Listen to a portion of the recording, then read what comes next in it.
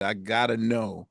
For me, one of my favorite intros of all time is the first 15 seconds of Breezin. Yeah. Just the way that like to me, Mm. the sound of happiness and safety and like Mm-hmm. whatever, like when I think of like a good fuzzy memory, that that song is the soundtrack when I think of like, you know, just something simple. I mean, it could be going to an amusement park or playing tag or whatever, but for me, but in my mind, that was like at least a 50-piece orchestra. Do you recall like how big the orchestra was for the Breezin project? No, because that was a sweetening session. Those Okay, were put on after the recordings. got it. Okay, But got it it. was an incredible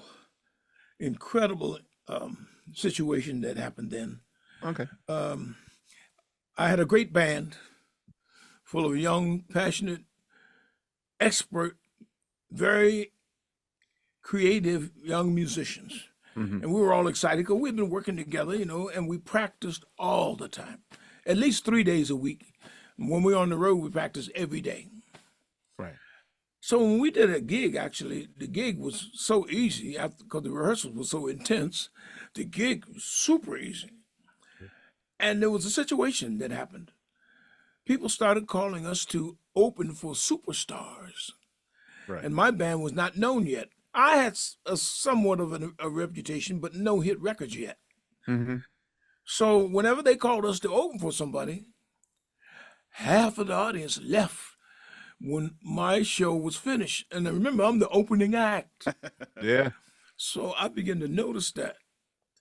And they said, George, too bad we're not, that we don't have a hit record. That's what the only thing we needed.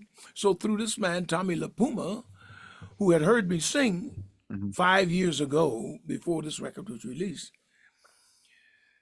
he said he couldn't understand why record companies were not using my voice. Mm. So I selected him to be my producer at Warner Brothers, whom I had just signed a contract with. And he came up with the song This Masquerade. And that That was the orchestra you were first talking time about. your vocals, that's the first time your vocals were recorded was Yes. Masquerade? Well, that's the first time we had anything meaningful. The rest of them, nobody paid my voice any attention. Even my own manager said, George, you're one of the world's best guitar players, but you ain't no singer. And I said to him, I wasn't insulted because Yeah. I had given up singing many years before. And I said, it's strange that we could listen to the Chipmunks and give them a break and give them a hearing, but you won't give me one and won't give me a chance. And so, but Tommy LiPuma found the right arranger, which is a consistent with what you were talking about earlier. Hmm. I remember Tommy LiPuma coming to me, asked me, he said, George, what do you think about Klaus Ogerman doing the arrangements for your new album? I had heard some stuff he had done earlier, and I said, yeah, that's the man. Hmm. And so he went to London, got kicked out of the studio. He didn't book enough time. Hmm. And so they went to finish the album in Germany. And so you had two different orchestras on this album, but the same arranger, Klaus Owen. He sent me the test pressings. I heard that orchestra, and I said, wow, these cats have put a tuxedo on me, man. They dressed me right up, man. And at first, I didn't particularly care that much for this Masquerade. To me, it was just another vocal, and nicely done. I liked what the band did. We only had one take on it, by the way. What? There's only one take on that song. Because Tommy LiPuma, after saying he wanted to hear me sing on the record, the instrumentals were going so good, with Breezin and quite a few others. Hmm. He said, no, I'm not going to put a vocal on this album. Mm. I said, man, you made me learn this crazy song. I called it a crazy song. Hmm. I said, man, let's record at least one time. So they put up a very funky microphone, something people never sing in. They use it on talk programs, one of them long microphones that you would see on the Johnny Carson show. Oh. And so when I heard it back, I said, it doesn't sound that bad, except I don't like the mid ranges. And the great engineer, he turned the button, knocked some of the low end out.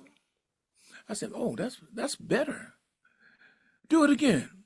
He did one more click, click. I said, "That's even better." He said, "We can stop right there." He said, "If I do it one more time, you'll sound like Mickey Mouse." I said, "That's it. Leave it right there."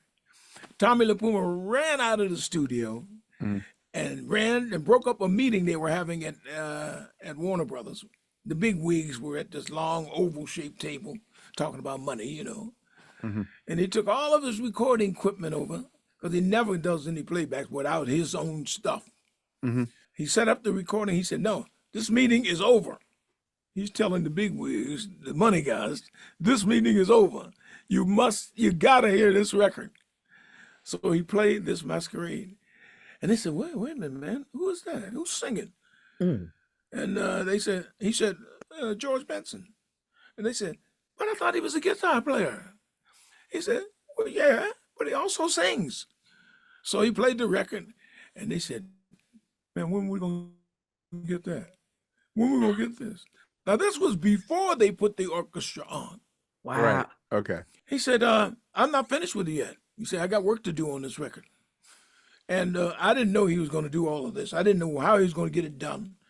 But when he sent me a test pressing, it was hard to believe that it was me all dressed up and with this fabulous orchestra with great songs, one of the baddest bands in the country. These young boys were energetic and fresh and very creative.